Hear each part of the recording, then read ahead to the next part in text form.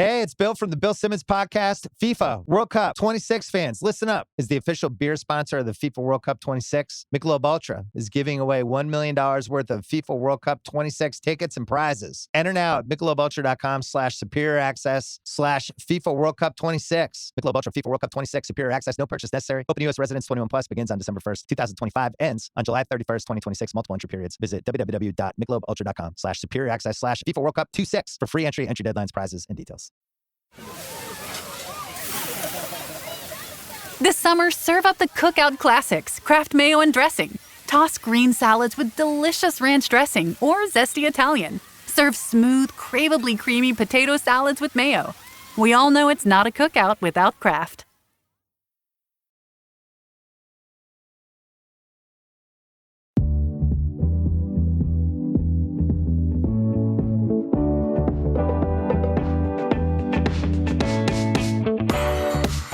Hello, everyone. Welcome to another episode of Tuned Into Tennis. I'm your host, Myles David. We are looking at a continuation episode of the second half of my Sweet 16 conversation with the host of Serving Up the Tea podcast, Bems and Ace. So here we are with part two. What's up, everybody? I'm Ace. And I'm Bems. And we're the hosts of Serving Up the Tea, a podcast about tennis. A great podcast about tennis. So you're listening to the voices of three people who are tuned in to tennis and serving it up to you on podcast platforms. So go over to Serving Up the Tea and leave a 5-star review, and then come back to Tuned Into Tennis and do the same and help us all grow. Okay, we can do all of it. We can do it. We can do it. Okay, before we get into the men's round of 16 matches and our thoughts about it and all the ins and outs of that, I was thinking based off of our last conversation, I kind of should have asked that in the first part, but this is what part twos are made for. Bems and Ace, how did you guys get into tennis? Which, like I said, I've wondered, but forgot to ask you on part one. So, like, kind of briefly tell us, you know, how it all happened for you where tennis became the thing that you're really dialed in on. Or tuned into, should I say? So I think growing up, my grandmother was obsessed with tennis and she always had the tennis on. However, as an adult, I think I kind of fell off for a good few years. And then we actually started playing a lot of tennis together. And then I started watching the tour again. And then we became obsessed. And then that's when the podcast became a thing. I think Bems has a different tennis story, as in she's been obsessed. No, so similar to your grandmother, my grandfather had me at. We actually have. So she missed this. My favorite thing about her tennis childhood is that her grandmother used to let them play tennis in the house. In the house with these like old style, like wooden rackets. So that's how she like grew up with tennis. For me, my grandfather thought I was going to be the next Serena Williams. So had me like out on the tennis court from like the age of like 4 to 6, but I was much better at like other things. Yeah, basketball, track, lacrosse. I've literally played every sport except for field hockey and gymnastics and softball. It was never my thing. But I fell in love with tennis during COVID because my best friend lived, like, honestly, the lockdown was a bit like I couldn't go to the office, I couldn't work, but my best friend lived in an apartment building that had had 2 tennis courts, and you could like, obviously playing tennis is low key like social distancing. Do you know what I mean? Because you're not close to each other. So there's a whole net between you. So we started playing. I was really bad. Like, you wouldn't believe it. And then like, just like focusing, that's literally all we did all through 2020. And then started watching it more when it was back on. Started playing with a group of friends, started playing with AC, started talking to AC. Like, we literally used to talk about tennis like day in and day out. And then we were like in my living room one day and I was like, I think we should start a tennis podcast. And she was like, really? I was like, yeah, I think we should. Because I just feel like there's not enough voices, diverse voices, I feel, around the sport. And I feel like sometimes the commentary is so one way. And I feel like it can be a bit rigid. It can be a bit bland, impersonal. It doesn't really reflect the world and the sentiments that we live in, to be honest. I don't think that it's evolved with the times very much. And so, for example, like I love Andy Roddick's podcast, you know what I mean? Because I feel like he's like quite a fresh take I feel like sometimes, of course, he stays within like the general bounds of tennis, but I think he like flirts with them a bit more than your average. Mhm. And obviously, as two Black women, two Ghanaian Black women, half Trinidadian, I think we had an interesting perspective as well. We go to tennis matches quite a bit. We travel around tennis quite a bit. So I just thought it could be a cool thing, and I found the perfect person to do it with. And yeah, I think that we've had some good fun doing it so far. I've enjoyed watching the tennis tour kind of grow. I feel like we're seeing more and more Black faces on tour as well. And I'm not the type of person that like only like follows Black players at all. Like generally We like follow all, we follow all. But obviously, I think Right. that the lack of representation of Black players on tour is not a representation of a lack of talent. I think it's a lack of representation. I think it's a representation of a lack of opportunity. And so I feel like if we can add our voice and reach an audience of people who maybe didn't know that tennis was an option for them, or didn't know that tennis commentary was an option for them, or didn't know that tennis writing was an option for them, or just that the tennis community had a place for them, I think that, you know, it could be cool, which is why I tuned into tennis, Blackspin Global. These platforms I think are really important. Just because I've had people message us or message our friends and be like, yo, like I've been looking for something like this whole time. Like this is so crazy. And I love it. I really am like obsessed with tennis. Okay. Do you think that these round of 16 matches can get cracking like a Cracker Barrel? That was a terrible segue, but I had to use it. Oh wait, we're on the pod. So let's talk about Jack Draper and Carlos Alcaraz. It's a cutie matchup. It's a cutie matchup. She thinks Jack Draper is so fun. I don't see it for him at all. Like I don't. Both of them, Jack Draper and Carlos Alcaraz, they're about to perform, and it's going to be such a great match. I hope so, because I think the ATP is itching for a Jack Draper and Carlos Alcaraz more of a rivalry, and then for Jack Draper to kind of weave his way into the Yannick Sinner and Carlos Alcaraz thing. I think they're itching for somebody. I think they thought it was going to be Runa, but it wasn't that. It's not. There's still time. There's still time. For all we know, Yannick Sinner might get suspended, and it might be Runa. So don't say that to her. Don't say that to me. Don't do that. Yannick Sinner didn't do it. That's the thing. He didn't do it. So he didn't do it. A massage is not a crime. Thank you. Do you want me to stand here in the delusion that I would take for me to believe that he had no hand in what happened? There's a lot of coincidences that is physical. He literally had no hand in it. Literally. But the hand that touched him did. I'll be sad for the matchup though, because like we said, I'm wondering if Carlos is going to get his hair cut over the weekend though. Before his. What? He shouldn't. He should not do that. Wherever it is right now is where it should be.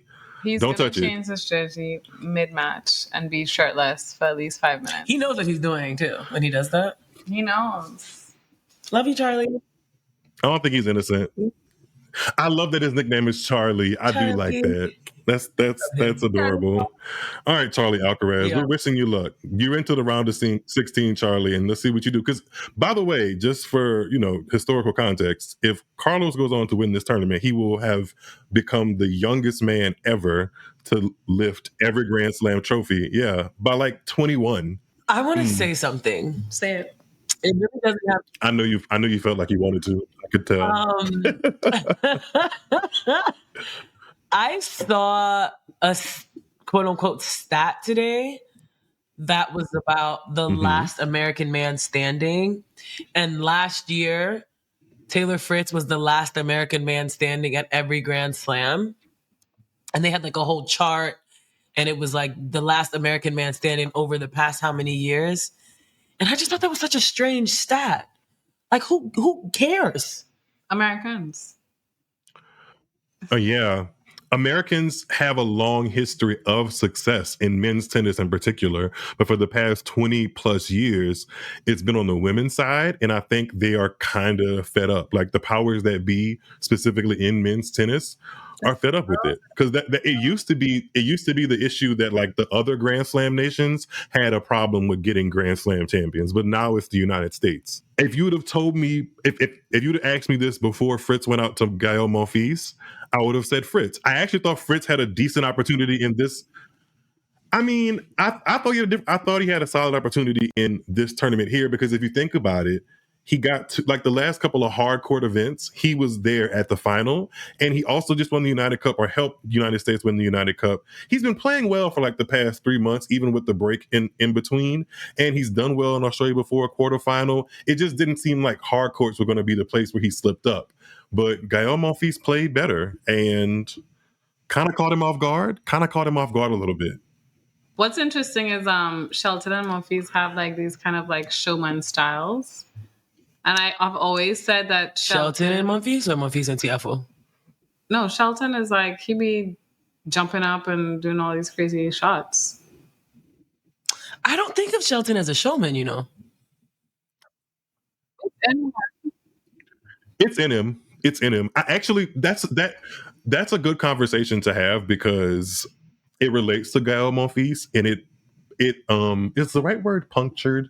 Yes, if there was a balloon of excitement for Gael Monfils in him defeating Taylor Fritz, a small pin that has punctured it for me is the fact that I've been watching Gael Monfils since 2008, and this is his second time beating a top 5 player since 2008.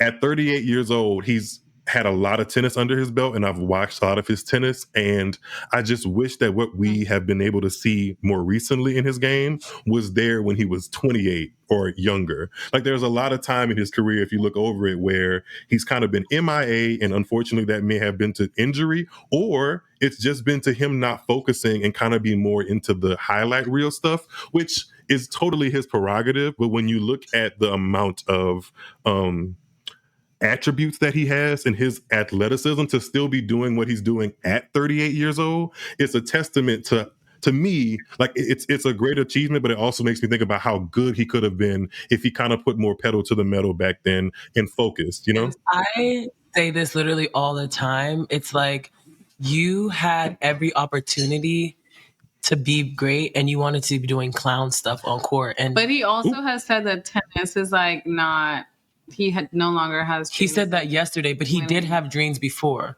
But I think that he was too busy being a showman, being that wowza He should have channeled that energy into actually winning. Yeah. Because he had the athleticism, the stamina to do so, but I guess maybe not. Rafa, Federer, and Djokovic were there, so he didn't try. But I would think that this matchup is kind of like a cautionary tale for Shelton. It's like, because like you said, Shelton has showman in him. Mm-hmm. So now he has to decide, what route are we going to go? Are we going for wins? Are we going to show off how athletic I am and how I don't think I can dial in and put the phone down? I don't think Shelton exhibits his showmanship at the expense of his game the way Monfils does, though. He has at times. I don't think, but not as much. That's why I say. I think when it comes down to it, he goes for the shots and he does what he's supposed to do. Sometimes he bad shot selection. Sometimes he goes down the line. He should have gone cross court. But I don't think that when it comes, I think that somebody who, when it comes down to it, goes the showman route when they shouldn't is Tiafo. Another person who does it when they shouldn't is Carlos. It just so happens that he's good enough that he gets away with it. He can always come back. Yeah. Tiafo ain't that. Now, how did we get Tiafo into it? I know that you're comparing Shelton and Monfils because they're playing each other, but the reason why I thought, when I think of Monfils, I think of Tiafo like every single time. Because, really? Yeah, like I feel like Francis is not serious. Like when he gets on court, like I feel like he's fooling, and I don't like that. I was going to say, are we being hard on black men in tennis in general? Because that thought came to mind when we were talking about Gael Monfils. Because like, are we being hard on them, or are they not living up to what we see? Because I think half of it is the fact that like we desperately want to see a black man holding up a major title because it's been a long time. And the other half is that we see the talent for them to do so, but we're not, like, when they get to the precipice or when they get close, they exhibit things that they could be working on that they aren't. So that's where the frustration comes in, you know? So, yeah. I think for Guy Monfils specific, I think that I am being hard on Shelton Tiafoe. I think you're being hard on Monfils. I don't think I'm being hard on Monfils. I think that Monfils has wasted his time. 38, I think, is a bit too late. Yeah, 38 is pushing it because even if he and he even said in his post match after Taylor Fritz that like he was spent. And he was doing that on the court. Granted, Guy Monfils is always hobbled over. For as athletic as he is, he always seems to be like in some kind of discomfort. Yeah, but that's a fact. He's 38, and like I know he has a day of rest in between this big upset, but it isn't going to bounce back the same as if he was 28. Okay, do you think that there's a bit of I mean, you said that Ben Shelton is hot. Do you think there's a market for him if he actually becomes the next American top 10 player? Because I think he's been top 15. I think he has a market in America, but I don't think that globally they're gonna like him because he's just too American. Like what he brings with like his celebrations is a bit much for the wider tennis. He has that collegiate athlete like, and I love it. I love it. I love a bit of that. We love a bit of that. When he screams, but it doesn't work. Like they don't like that at Wimbledon. They don't like that on Philippe Chatrier. They don't like that. You know, they don't like it. We love it. Ben Shelton is like a clean slate who can bring like fresh energy to tennis. You know what I mean? I think we're going to be left with a fun second week of the Australian Open. This has definitely been... So it's going to be a good one. This has been a fun conversation. I feel like I'm now a part of Serving Up the Tea, and you guys are now part of Tuned Into Tennis. And we are definitely tuned into tennis, honey. So here we go. All right, guys. I will talk to you guys on the next episode. Please be sure to follow Tuned Into Tennis on all social networks at Tuned Into Tennis. Keep up with me on SI, Serve on SI, which is a Sports Illustrated family network and website. And you can find some of my writings there. And then other than that, follow me on socials to keep up with what I'm thinking about at this Australian Open. And I will talk to you guys on the next episode. Take care.